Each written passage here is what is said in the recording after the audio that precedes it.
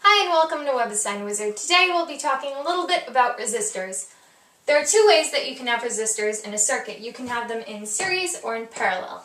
What does this mean? Okay, so when you have resistors in series, this right here, it's a battery, positive side, negative side, just so we're clear on that. So when we have resistors in series, they're kind of all on one path. There's only one way for the electricity to go through these resistors.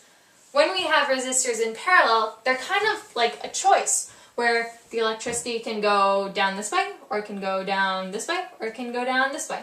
And when I say electricity, in this case, I mean current. I'm talking about current here. But we'll get into that later. Don't worry about that just yet. So what's a good way to remember this? Well, series is kind of like watching a series of movies or reading a series of books. You're going to watch or read them in order. It's like if this is Lord of the Rings, you're going to watch these three in order. You're not just going to pick one and then that's the only one you watch. Whereas parallel, that one's easy to remember because if you look, the resistors are on parallel lines. Typically, if it's drawn the right way, sometimes they'll draw them weird and you have to redraw them. But also, parallel parking is a thing. And these kind of look like parking spots, even though they aren't parallel parking spots. They look like parking spots. So if that helps you, that works. So we have our three variables, our three main variables in electricity. We have resistivity, we have current, which is represented by I, and we have voltage. So we're going to talk about these three variables within these two different kinds of circuits. So we're just going to, we'll put some names to these resistors. So we'll just go R1, R2, and R3, R1, R2, and R3.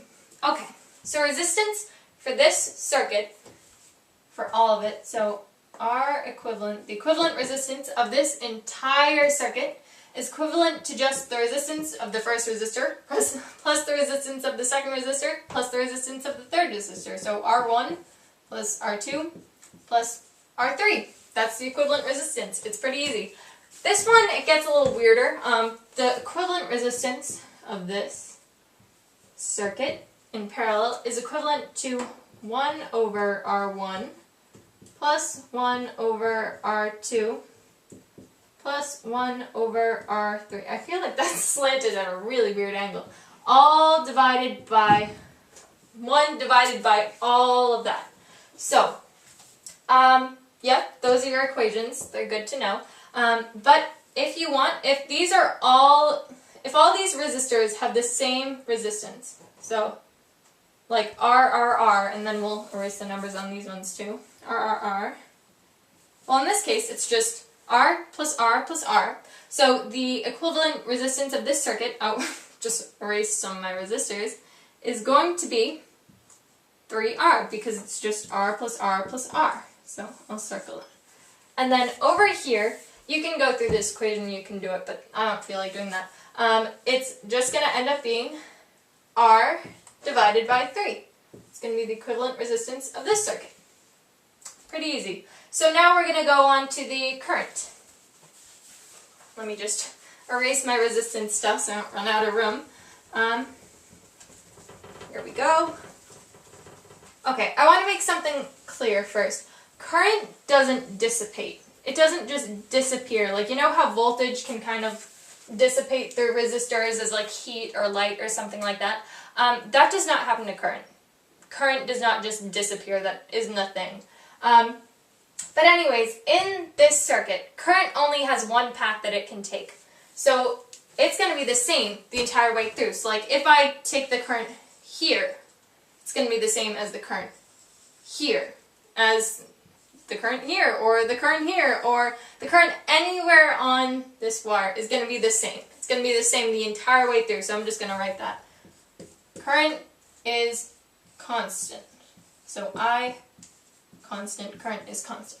However, current in parallel circuits is a little bit different.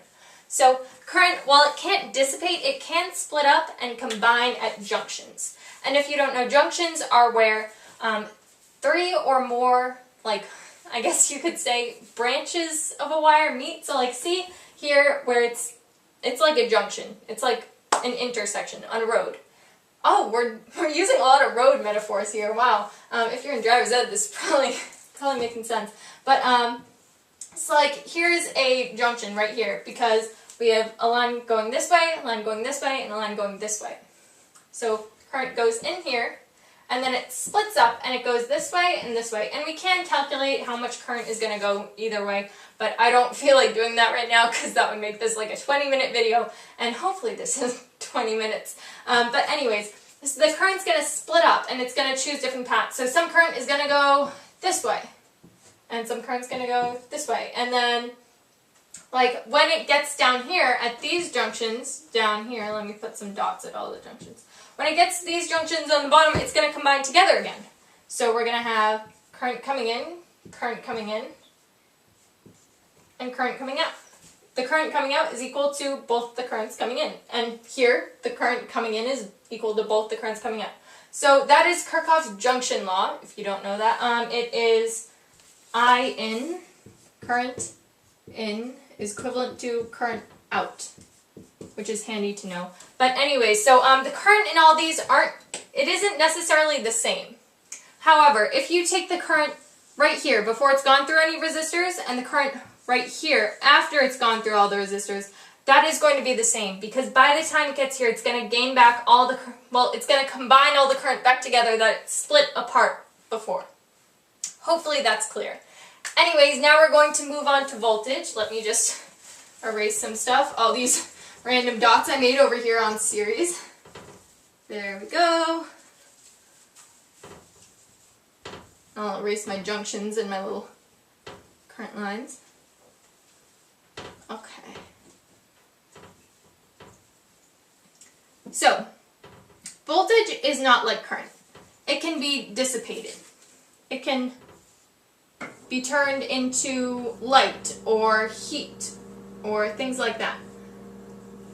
And we're just going to say, in this case, that all of these batteries have a voltage of 10. Oh, I forgot to erase one part. Where did I put? Oh, it's on the floor. That's why. So we're going to say that all these batteries have, both these batteries have 10 volts here. I'm just going to draw an arrow because there isn't enough room down there. So 10 volts. There we go. Okay. So both these batteries are equal to 10 volts. Oh, gotta fill in these gaps that I left over here. Do not want to have an open circuit because then nothing would work.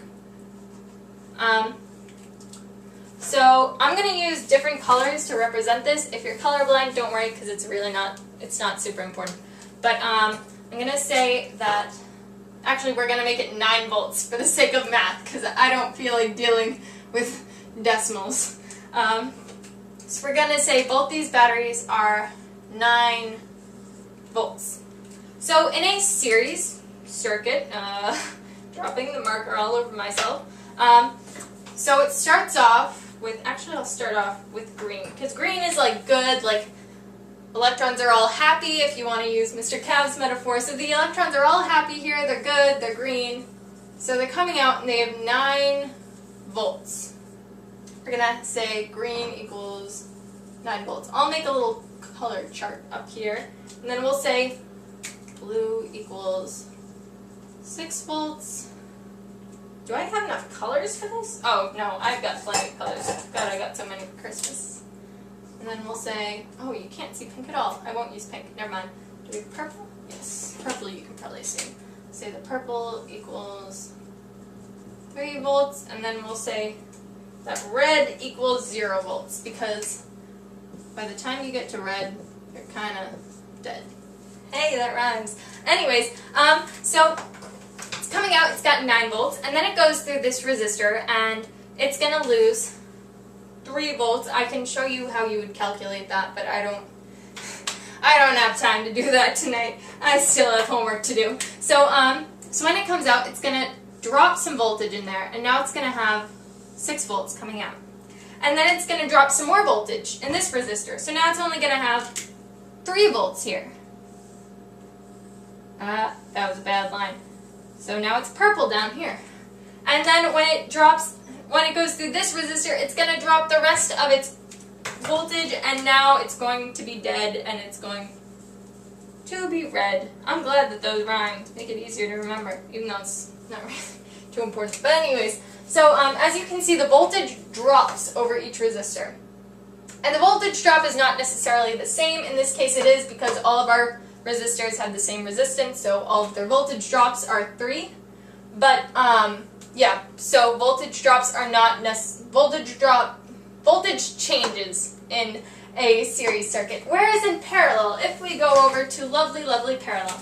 So we start off with the battery with 9 volts, and it's all green and good, and it's going to continue being green and good down each of these paths until it hits a resistor. And I'm not overlapping it because I don't want to get black all over the green marker.